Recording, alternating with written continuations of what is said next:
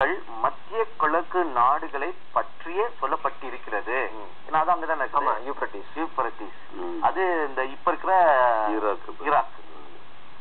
இந்த மத்திய கிழக்கு நாடுகளில ஒரு பிரச்சனை தோன்றினால் அங்கு வேலைக்கு சென்று படுபவர்கள் தப்பித்து கொள்ள முடியாதபடிக்கு அந்த சோதனை பயங்கரமாய் இருந்தால் பல்வேறு தேசத்தை சேர்ந்தவர்கள் அவர்கள் சொந்த தேசத்தை திரும்ப பார்க்க முடியாமல் புதையுண்டு போக நேரிடலாம்.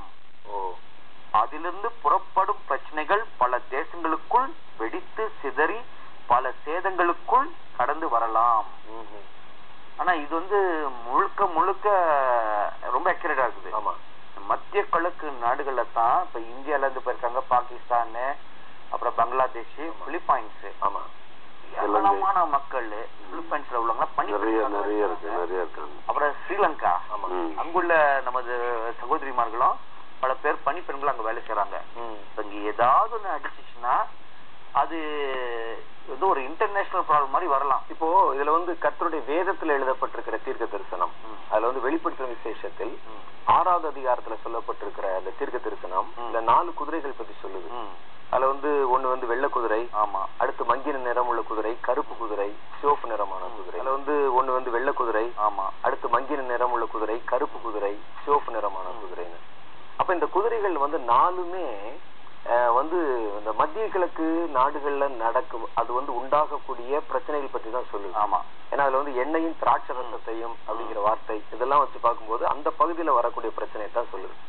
இதுல பாத்தீங்கன்னா அதுல இந்த 8வது வசனத்துல எழுதும்போது மங்கின நிறம் உள்ள ஒரு குதிரையை கண்டேன், அதன் மேல் ஏறி இருந்தவனுக்கு மரணம் என்று பெயர். அப்ப இந்த வசனத்தை பார்க்கும்போது இந்த மங்கின நிறம் உள்ள குதிரையைத்தான் இப்ப இந்த எகிப்து பிரச்சனை. அப்ப இந்த மங்கின நிறம் உள்ள குதிரை எழுப்பும் போது இது அரசியல் சம்பந்தமாய் தோன்றுகிற பிரச்சனைகளை மையப்படுத்துது. அந்த இடத்துல அந்த தேசத்துல அரசியல் சம்பந்தமா எல்லா நாடுகளையும் இணைக்கணும் அப்படிங்கிற மாதிரி வரக்கூடிய பிரச்சனை. ஆனா இதுல பார்க்கும்போது அந்த மத்திய கிழக்கு நாட்டுல இப்ப இந்தியால ஒரு யுத்தம் ஒரு போர் வந்தா இந்தியர்கள் தான் மதிப்பாங்கன்னு சொல்லணும். ஆனா இதுல என்ன கேட்டிருக்குன்னா அந்த மங்கின நிறம் உள்ள குதிரை அதில் ஏறி இருந்தவனுக்கு மரணம் என்று பெயர், அவனுக்கு அதிகாரத்தை பாருங்க, இந்த பூமியினுடைய 4/4 காற்பங்கு ஜனங்களை கொலை செய்யும்படிக்கான அதிகாரம் கொடுக்கப்பட்டது. அப்ப இங்க உண்டாகிற பிரச்சனை வெறும் அந்த தேசத்தை அல்லது இந்த மெசபடோமியா மாத்திரம் தாக்குகிற ஒரு விஷயம் அல்ல. அதுல இந்த உலக ஜனங்கள் முழுவதுமே அது பாதிக்கப்படுற மாதிரி பிரச்சனை. அப்படிங்கும்போது இங்க உண்டாகிற பிரச்சனையில உலக நாடுகள் முழுசும் பங்கு பெறலாம். பங்கு பெற்று அந்த நாடுகள் அந்த கலவரங்கள் பரவி பல நாடுகள் இது பண்ணலாம். அல்லது உலக தேசங்களை சேர்ந்த பல மனிதர்கள் இந்த நாடுகள்ல குடியிருக்கிறதுனால இங்க தோன்ற பிரச்சனைனால இந்த ஜனங்கள் எல்லாம் பாதிக்கப்படலாம். ஒட்டு மொத்தமா பாத்தீங்கன்னா அதுல ஒரு 4/4 ஜனங்கள் இப்ப பூமியில இப்ப உலகத்துல எவ்வளவு ஜனங்கள் இருப்பாங்க மொத்தமா மக்கள் தொகை, அதுல 4/4 அப்படி நீங்க சொல்ற இந்த கருத்து இருக்குல்ல. இஸ்ரேல் தேசத்திலேயே சீனா தேசத்தின் மக்கள் 2 லட்சம் பேர் அங்க வேலை செய்யறாங்களாம். இஸ்ரேல் இப்ப சீனா தேசத்துக்கும் இந்த மத்திய கிழக்கு நாடுகளுக்கும் ஒரு நல்ல ஒப்பந்தம் இருக்குது. ஆமா, இந்த எண்ணெய் வளத்துல அவங்க இந்த கிணறுகளை மெயின்டைன் பண்றதுல இருக்குது. அப்ப அங்க சீனா நாட்டு மக்களும் அங்க மத்திய கிழக்கு நாடுல இருக்கிறான். இந்த ரஷ்யாவுக்கும் அதுல ஒரு பெரிய பங்கு இருக்குது. அப்ப இந்த ரஷ்ய நாட்டு மக்களும் அந்த மத்திய கிழக்கு நாடுகள இருக்கிறாப்புல. அமெரிக்கர்களுக்கும் அங்க ஒரு பெரிய பங்கு இருக்குது. அங்குள்ளவங்களும் இங்க இருக்கிறானுங்க. இப்ப நீங்க சொல்ற கருத்து இந்த தேசத்துல இப்படி ஒரு கலவரம் உண்டானா இந்த ஜனங்கள் வெளியே தப்பிக்கிறதுக்கு வழி இல்லாம இவங்க உள்ளேயே முடக்கி வைக்கப்பட்டு உள்ளே கொலை செய்யப்படுறதுக்கு வாய்ப்பு இருக்குதா கர்த்தருடைய வசனத்திலே போட்டிருக்கு. அது உலக ஜனங்கள்ல 4/4. அப்படின்னா அது எவ்வளவு பெரிய எண்ணிக்கை ஜனங்களுடைய சாவு உண்டாகும். அப்ப இந்தியர்கள் பெரும்பகுதி அங்க மத்திய துபாயில எல்லாம் இந்தியால தானே மெஜாரிட்டி. ஆமா, துபாயில மாத்திரம் இல்ல, நீங்க தான் பல தேசங்கள் போயிருக்கீங்களா? துபாயில மத்திய கிழக்குல எல்லாமே இங்கதான் மெஜாரிட்டி. நல்ல நம்ம ஆட்கள் மெஜாரிட்டி இருக்காங்க. அப்ப இது பெரிய ஆபத்துல இருக்கிறவங்க நம்ம ஆட்களுக்கு தான் இருக்கிறாங்க. ஏன்னா வசனத்துல அப்படிதான் போட்டிருக்காங்க. அங்க மங்கி நிறம் உள்ள குதிரை வருது, அதுல பாதிக்கப்படுற அந்த தேசத்து ஜனங்கள் மாத்திரம் இல்ல, அது பூமியின் ஜனங்கள் அப்படின்னு.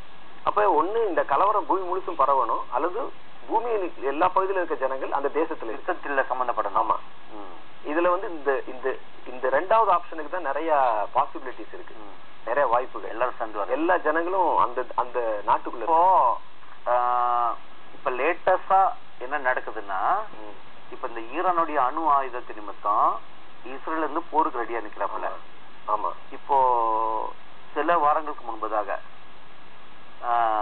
அமெரிக்கன் ஜனாதிபதி இதுக்கு முன்னால ரொம்ப ஈரானுக்கு சாதகமா இருந்தவர், கல்ஃப் நாடுகள்லாம் சாதகமா இருந்தவர். இப்போ ரொம்ப ஸ்ட்ராங் ஒரு அறிக்கை இட்டுட்டார்.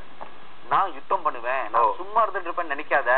அது எப்படி சொன்னா, ஐ எம் நாட் பிளஃபிங், நான் பொய் சொல்லல, நாங்க படை எடுப்போம், ஸ்ட்ராங்கா ஒரு அறிக்கை இட்டாப்புல. இப்ப அமெரிக்கா உள்ள வரலாம், இஸ்ரேல் உள்ள வரலாம். இவங்க 2 பேரும் உள்ள வந்தா ரஷ்யா வந்து ஒரு எச்சரிப்பு தெரிவிச்சிருக்கு, நீ இவனை அழிக்க வந்தா நான் இவனை காப்பாத்த நான் வருவேன். அது யாருன்னா ரஷ்யாவும் சீனாவும். இவங்க 2 பேரும் ஈரானுக்கு சப்போர்ட்டா நாங்க வருவோம் அப்படி சொல்றாப்புல. அப்ப இந்த உலகத்தின் 4 பங்கு தேசங்கள் கூடிருச்சு, உள்ள வந்துருச்சு. 24 பங்கு எல்லா தேசத்து ஜனங்களும் ஒரு சேர்ந்த ஜனங்களும் அந்த நாட்டு மெஜாரிட்டி இந்தியன்ஸ் அங்க இருக்காங்க. இந்தியா என்ன செய்ய போகுது, வராம இருக்குமா? இந்த லிபியால நடந்த ஒரு போர்ல, லிபியால திடீர்னு அந்த ஒரு கலவரம் போர் வந்த உடனே அங்க இருந்த ஜனங்கள் வெளியேறுவதற்கு அவகாசமே கிடைக்கல. அவங்களுக்கு நிறைய பேர் காணாமலே போயிட்டாங்க, நிறைய இந்தியன்ஸ் காணாம போயிட்டாங்க. இப்போ வரைக்கும் அதுக்கு வந்து பதில் இல்லை. நிறைய பேர் பாதிப்பு, வெளியே தெரியல. நிறைய குடும்பங்கள் வந்து காணாமலே போயிடுச்சு. இன்னைக்கு வரைக்கும் அதுக்கு வந்து விடை இல்லை, அவங்க எங்க போனாங்கன்னே தெரியாது. அப்ப அந்த மாதிரி வந்து நிறைய காரியங்கள் இனிமே வந்து பெரிய அளவுல வந்துச்சுன்னா சம்பவிக்கிறதுக்கு வாய்ப்பு இருக்குல்ல. இப்ப லாஸ்ட் 6 monthsல நடந்த ஒரு மேட்டர் என்னவென்றால், இந்தியாவும் ஈரான் தேசமும் அநேக பொருளாதார ஒப்பந்தங்கள் பண்ணி இந்த கேஸ் பைப்பு, எண்ணெய் பைப்பு இங்கேருந்து ஈரான் வரைக்கும் போறதுக்கு ஏற்பாடு பண்ணிருக்காங்க. அப்ப ஈரான்ல ஏதாவது ஒரு பாதிப்புனா இந்தியாவை பொருளாதார ரீதியில பாதிக்கப்பட போகுது. அப்ப இந்தியா தன்னுடைய இன்ட்ரெஸ்ட பாதுகாக்கிறது உள்ள வரலாம் இல்லையா? வரலாம். அதே மாதிரி இந்த இஸ்லாமியர் அந்த இனத்தை பற்றி நம்ம சொல்லும் போது பார்க்கும் பொழுது அவங்களுடைய மறைமுகமான ஒரு நோக்கம் அது என்னன்னு கேட்டா, இந்தியாவை அவங்க ஒரு இஸ்லாமிய நாடு அப்படின்னு சொல்லித்தான் அவங்க சொல்றாங்க. அது வந்து நம்ம நாடு தான், இந்தியா வந்து இந்துக்களுடைய தேசம் அல்ல, அல்லது வேற உங்களுடைய தேசம் அல்ல, அது இஸ்லாமியர்களுடைய தேசம். அதை வந்து சரித்திரத்தை அவங்க வந்து மாத்தி மறைச்சு வச்சிருக்கிறாங்க. அந்த நம்ம இழந்த அந்த தேசத்தை மறுபடியும் நம்ம வந்து பெறணும் அப்படின்னு அவங்களுடைய ஒரு வெப்சைட்ல வந்து நான் வந்து படிச்சேன். அப்ப அதனால இந்தியாவை வந்து குறிவைத்து நிறைய காரியங்களை வந்து அவங்க வந்து காய் நகர்த்திட்டே வர்றாங்க. என்ன காரணம் அப்படின்னு கேட்டீங்கன்னா, ஆங்கிலேயர்கள் வந்து இந்தியாவை பிடிக்கிறதுக்கு முன்னால அது ஏறத்தாழ தக்கான பீடபூமி வரைக்கும் அவுரங்கசீப்புடைய ஆட்சி, முகலாய பேரரசு ஆட்சி பரவி எல்லாம் ஆட்சி பண்ணி அவங்க கீழே வரைக்கும் தக்கான பீடபூமின்னா நம்ம சவுத் ஏரியால இது வரைக்கும் வந்து என்ன செஞ்சிருக்காங்கன்னா ஆட்சி பிடிச்சிருந்தாங்க. அப்ப அதுக்கு பிறகு வந்த மன்னர்கள், அப்போ வந்து அவுரங்கசீப்புக்கு பிறகு திறமையான மன்னர்கள் வரல. அந்த நேரத்துல பிரிட்டிஷ் வந்து உள்ள வந்து இந்த தேசத்தை வந்து கைப்பற்றிடுறாங்க. கைப்பற்றி அவங்கள வந்து எல்லாம் துரத்திட்டு இவங்க வந்து நாட்டை பிடிச்சிட்டாங்க. என்ன சொல்றான்னா, ஒரு நாட்டை நீ வந்து பிடிச்ச, நீ பிடிக்கும் போது யார்கிட்ட இருந்து பிடிச்சியோ நீ வந்து கொடுக்கும் போது அவங்ககிட்ட தானே கொடுக்கணும். அவர் சொல்ற அதான் அவங்களுடைய லாஜிக். நீ எங்கிட்ட இருந்தானே பிடிச்ச, அப்ப வந்து எங்கிட்ட கொடுக்கணும் இல்ல. நீ கொடுக்காம என்ன செஞ்சா நீ ஒரு அமைப்பை வந்து ஏற்படுத்தி அதை வந்து இந்து தேசம்னு எப்படி அறிவிச்ச. அப்ப இந்த தேசம் முழுவதும் அது வந்து நம்ம தான் வந்து அதிகமா வந்து விரவி இருந்தோம். அதுக்கு வந்து நிறைய ஆதாரம் சொல்றான். இப்போ வந்து நிஜாமாபாத், ஹைதராபாத், நம்ம எல்லாம் பாரு, அகமதாபாத் எல்லாம் நம்ம பேரு, நம்ம ஊர் பேரு, நம்ம தான் ஆட்சி பண்ணோம். அப்ப வந்து கோல்கொண்டா அதுல உள்ள அந்த மன்னர்கள், ஆட்சிகள், இதெல்லாம் திப்பு சுல்தான் எல்லாமே நம்ம ஆட்கள் தான் வந்து ஆட்சி பண்ணாங்க. அப்படி இருந்த ஒரு தேசத்தை நீ யார்கிட்ட வாங்கினியோ அவங்ககிட்ட கொடுக்காம அதுக்குள்ள அவங்களுடைய சரித்திரத்தை வந்து மறைச்சிட்டு இந்துக்கள் அப்படிங்கிற ஒரு இனத்திட்ட வந்து பிரிட்டிஷார் கொடுத்துட்டு போனோம் அநீதி. இதை வந்து நம்ம மறுபடியும் கைப்பற்றணும் அப்படின்னு அவங்க வந்து அவங்களுக்கு வந்து கற்பிக்கிறாங்க. அப்ப இந்தியாவை மறுபடியும் இந்தியா வந்து நம்ம தேசம் தான், இந்து தேசம், நம்ம இஸ்லாமிய தேசம் அப்படின்னு சொல்றாங்க. அப்ப இந்தியாவை குறி வச்சு நிறைய காய்கள் நகர்த்திட்டு இருக்காங்க, ரொம்ப ரகசியமா வந்து வேலை செஞ்சுட்டு இருக்கிறாங்க. அப்ப அதனால இந்தியர்கள் வந்து அதிகமாக பாதிக்கப்படுவதற்கும் இந்த மாதிரியான பிரச்சனைகள் வரும்பொழுது, இஸ்லாமியர்களுக்கு நடுவில் ஒரு பிரச்சனை வரும்போது இந்தியா அதிகமா பாதிக்கப்படுறதுக்கு வாய்ப்பு இருக்கு. இப்ப நடந்த எல்லா கலவரங்களுக்கும் இந்த தற்கொலை படையினர் மெயின்லி மெஜாரிட்டி 99% எல்லாமே முஸ்லிம்கள் தானே. தானே வந்து எல்லாம் பண்றாங்க. இந்த கோயம்புத்தூர்ல நடந்த குண்டு வெடிப்பு, அப்புறம் இந்த பாம்பேல நடந்தது, மற்ற இடங்கள் எல்லாமே நடந்தது இந்த இன மக்களாக தானே இருந்தாங்க. இப்போ இதுல ஆச்சரியம் என்னவாக இருந்தது என்றால், இப்போ நம்ம வந்து திருக்கசம் மாநாடு நடத்தினோம். அதுக்கு பிறகு நீங்க போய் ஒரு பாசிங் பீரியட் நடத்துவீங்களா துபாயில? அப்போ நடத்தும் பொழுது எப்படி நிலவரங்கள்ங்க? அதான் நமக்கு தீர்க்கதரிசன மாநாடுல கர்த்தர் நிறைய வெளிப்படுத்தினாரு. அதுக்கு முந்தைய ஜெபிக்கும் போது பிரதர் மூலமா நிறைய அந்த அரபு நாடுகளை பத்தி வெளிப்படுத்தினதுனால அங்க ஜெபிக்கிற மக்கள் எழுப்பணும்னு சொல்லிதான் அந்த உபவாசம் வச்சிருந்தோம். ஆனா நிறைய வந்திருந்தாங்க, அதனுடைய சீரியஸ்னஸ் உணர்ந்து ஜெபிக்கணும் அப்படின்னு சொல்லிட்டு. அப்ப இந்த கர்த்தர் வெளிப்படுத்தின காரியத்தெல்லாம் சொன்னோம். இந்த மாதிரி ஆண்டு வெளிப்படுத்தி இருக்காரு, நீ ஒரு ஆபத்தான சூழ்நிலையில இருக்கிறீங்க, என்ன ஆபத்து எப்போ வரும்னு தெரியாது, இந்த நாட்டுல நீங்க இருக்கிறதே ஆபத்துன்ற ஒரு சூழ்நிலை வரும், ஒரே வழி ஜெபம் தான் ஆண்டவர்கிட்ட, நீங்க ஜெபிக்கிறதுக்கு கர்த்தர் என்ன செய்ய போறான்னு தெரியல, நம்ம ஜெபிக்கணும்னு சொல்லி எல்லாம் ஜெபிச்சாங்க, கண்ணீரோடும் ஜெபிச்சாங்க. தொடர்ந்து நீங்க ஜெபிக்கணும்னு சொல்லி தொடர்ந்து ஜெபிக்கிறதுக்கு ஒப்பு கொடுத்து ஜெபம் பண்ணிட்டு இருக்கிறாங்க. ஆனா நம்ம ஒரு பக்கம் இவ்வளவு ஜெபிக்கிறோம், ஆனா என்ன நடக்கும்? இப்ப இவ்வளவு என்ன, நம்ம லட்சக்கணக்கான பேர் நம்ம இந்தியன்ஸ் பல நாடுகள் சார்ந்தவங்க இருக்கிறாங்க. ஒரு ஆபத்து வந்து எவ்வளவு பயங்கர விளைவு நடக்கும். கர்த்தர் பேசி இருக்கிறத பார்த்தா பயமா இருக்கு. நீங்க சொத்துக்களை இழந்து, சிலர் உயிரை இழந்து தப்பிச்சு ஓட வேண்டிய சூழ்நிலை வரும். ஏற்கனவே ஒண்ணு நடந்திருக்கு குவைத்துல இருந்து அந்த சதாம் ஹுசைன் வந்து ஆட்கொண்டப்போ நம்ம ஆட்கள் தப்பி வந்தாங்கல்ல, நிறைய பேர் எத்தனையோ மைல் நடந்து கார்ல அங்கங்க சிக்கி உயிர் தப்பி தான் வந்தாங்க. அப்போ ரீசெண்டா லிபியால நடந்துச்சு, அதுல எத்தனை பேர் காணாம போயிட்டாங்க. அப்ப இங்க அதை விட பயங்கரமா இருக்கும், ஏன்னா அதை விட அதிகமான நம்ம மக்கள் இருக்காங்க. அப்ப என்ன நடக்கும், நம்ம என்ன செய்யறது?